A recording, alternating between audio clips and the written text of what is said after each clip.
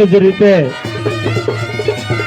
BL Shastri Maruti વિદ્યાપીઠ અમદાવાદમાં પૂજ્ય શાસ્ત્રી સ્વામી લક્ષ્મી પ્રસાદ દાસજી સ્વામી એમના આશીર્વાદ સાથે વલસાડમાં ખૂબ સરસ સંસ્થા ચલાવે છે અને બ્રહ્મસ્વામીનું કામ હોય, સલવાવનું કામ હોય, અમારા કોઈ પણ દક્ષિણ ગુજરાતની સંસ્થાનું કામ હોય, બીએલને યાદ કરો એટલે કામ થાય એવા બંને પતિ પત્ની ઉપસ્થિત છે.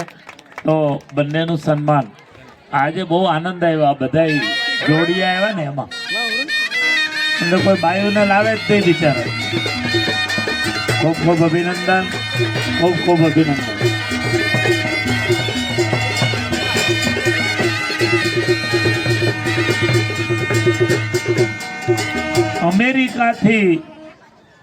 અમેરિકાથી અમેરિકન લેડી આ ત્રીજી વાર સંસ્થાના સમૂહ લગ્ન માટે અહીંયા આવે છે.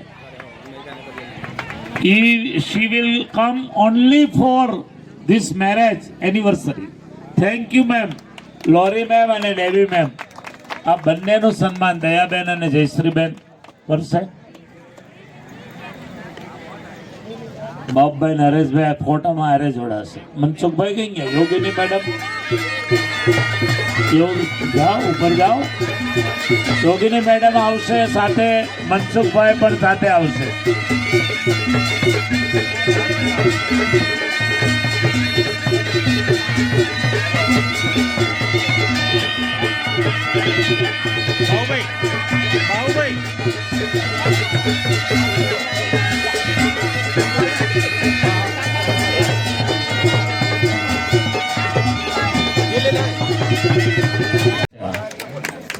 ધન્યવાદ, ધન્યવાદ. અમારી સંસ્થાના ફાર્મસી કોલેજના પ્રિન્સિપાલ શ્રી સચિન સર અને ડાયરેક્ટર શ્રી હિતેન સર આ બંને ઉપસ્થિત છે. એ લોકોની સેવા પણ ખૂબ મોટી હોય છે. દરેક કાર્યોની અંદર દોડધામ હોય છે. સ્વામીજી સવારમાં 5 વાગ્યામાં ચાલુ કરી દે ફોન કરવાનો અને 10 મિનિટ લેટ થાય તો ધમકાવી નાખે, પણ સહન કરીને પણ આટલી સરસ સેવાઓ કરે છે. તો સચિન સર અને હિતેન સર વચ્ચે આવશે. હરેશભાઈ, બાબુભાઈ સન્માન કરશે બંનેનું. આખી ફાર્મસીની અમારા છોકરા છોકરીઓની ટીમ લઈને આવ્યા છે. આ દીકરીઓ માટે આપણે તાળીઓ પાડો. ફાર્મસી કોલેજની છોકરીઓ ઊભી થાવ ત્યાંથી તમારી જગ્યાએ ઊભી થઈ જાઓ. આ સ્પેશિયલ રવિવાર છે પણ સેવા કરવા માટે અહીંયા આવી છે, એના માટે તાળીઓ. ધન્યવાદ. આ અમારી 4 દીકરીઓ ઊભી ત્યાં નીચે.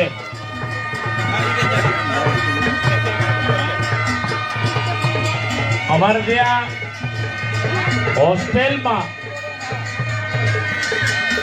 હોસ્ટેલમાં રહીને ઘણી બધી દીકરીઓ ભણે છે. ખૂબ સરસ. આ વિસ્તારની દીકરીઓ પણ છે. કાલે મેં હાથ ઊંચો કરાયો કે પીપરોળની કેટલી છોકરીઓ, તો 16 દીકરીઓએ હાથ ઊંચો કર્યો. આ જ ગામની 16 દીકરીઓ હોસ્ટેલમાં રહીને ભણે છે અને બાકીની બધી અલગ અલગ ગામોમાંથી છે. એમના માટે પણ આપણે તાળીઓ પાડીએ. આ 8 દિવસથી સેવા કરે છે. કીટ ભરવાની હોય, સફાઈ કરવાની હોય, હાર બનાવવાના હોય, આ દીકરીઓએ કામ કર્યું છે. ખરેખર ધન્યવાદ છે તમને દીકરીઓને. ભગવાન તમને ખૂબ સુખિયા કરશે એવી અમે ભગવાનના ચરણોમાં પ્રાર્થના કરીએ. સરસ મજાનું સપ્તશૃંગી માતાનું મંદિર આ રમેશભાઈ સ્વામીજીના માર્ગદર્શન નીચે બનાવડાયું. બીજું મંદિર એને નો આમ સંતોષ થયો. અહીંયા હનુમાનજી દાદા બેઠા. આજે મૂર્તિ પ્રતિષ્ઠા છે ભૂદેવોના હાથે. એમાં પણ અમારા રમેશભાઈની આગેવાની. અને આ વિસ્તારમાં કંઈ પણ કામ કરવું હોય તો આ વિસ્તારના માણસો સાથે જોઈએ. એમાં અમારા રમેશ અને રમણભાઈ ઉપર આવો. રમણભાઈ, હવે તમે જોડાઈ ગયા બ્રહ્મસ્વામી સાથે, તો વર્ષોથી જોડાયેલા છો. હવે તમારે 2 સંસ્થાની જવાબદારી આવી. જય સ્વામિનારાયણ. બંનેનું સન્માન રમણભાઈનું ને રમેશનું સન્માન કરશે. આપણે નાના પોંડાથી શું આવ્યું હતું? ભાઈ આવ્યા હતા. શું નામ?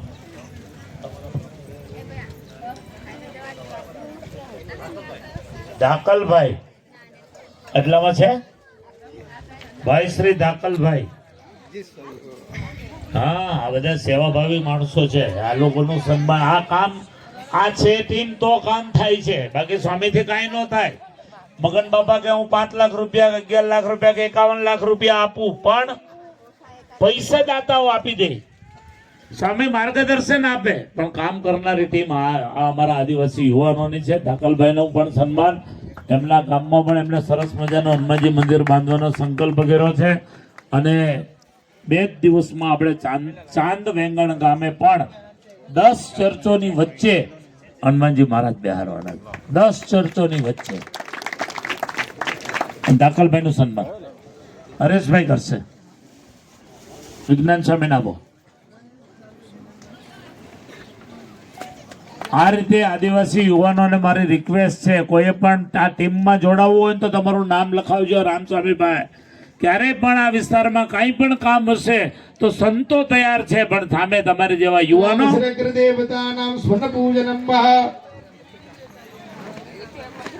હવે બધાની થાળીની અંદર તૈયાર દીવો મૂકેલો છે, દિવેટ તૈયાર હશે. દિવેટ તમારી પૂજાની થાળી છે ને, એમાં એક ગોળ કલરની દિવેટ ઘીની તૈયાર છે. હા, બધાના થાળીમાં એક એક વાટ આપેલી છે, ઘીમાં અને બધાના કુંડમાં એક એક છાણું મૂકેલું છે. છાણું બહાર કાઢ્યો, એક નલ્લો ટુકડો બહાર કાઢી લો.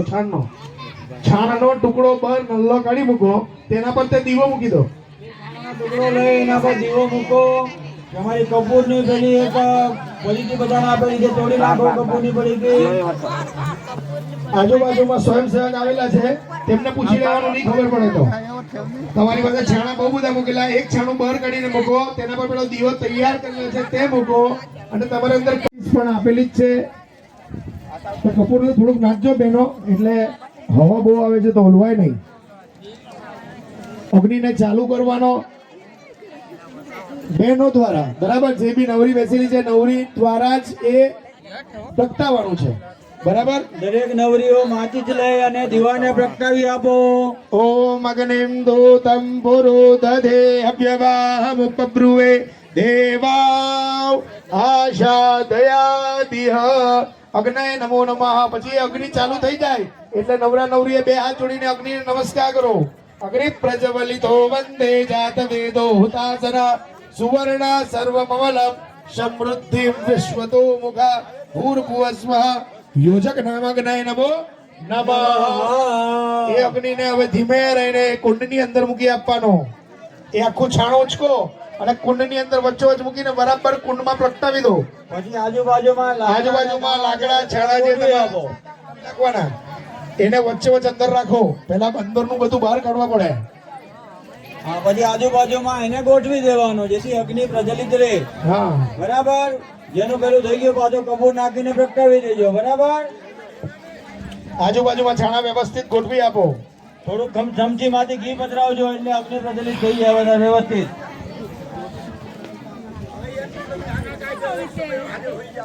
જેને અંદર કપૂર નહીં હોય તો આજુબાજુમાં જોઈ લેજો. બધાને આપેલું જ છે 90%, કોઈને નહીં હોય એવું બને નહીં, બરાબર છે.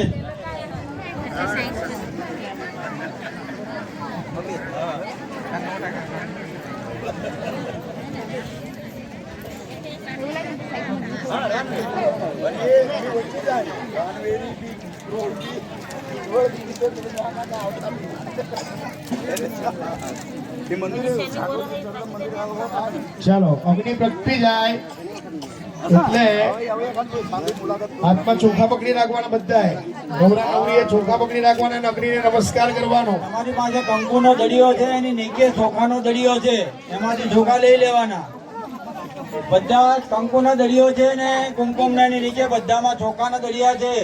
બધાએ ચોખા થોડાક હાથમાં લઈ લેવાના, પકડવાના અને અગ્નિને નમસ્કાર કરવાના. અગ્નિ પ્રજ્વલિતો વંદે જાત વેદ ઉતાજના હિરણ્યમમલમ સમૃદ્ધિ વિશ્વતો મુખા. કુંડ ઉપર મૂકી આપો ચોખા. ચોખા કુંડની આગળ પધરાવી અગ્નિ આપો. આદિ બ્રહ્મદી દેવતાભ્યો નમઃ એક તંત્રેણા ગંધમક્ષતમ સપુષ્પેહિ સંપૂજ્યા.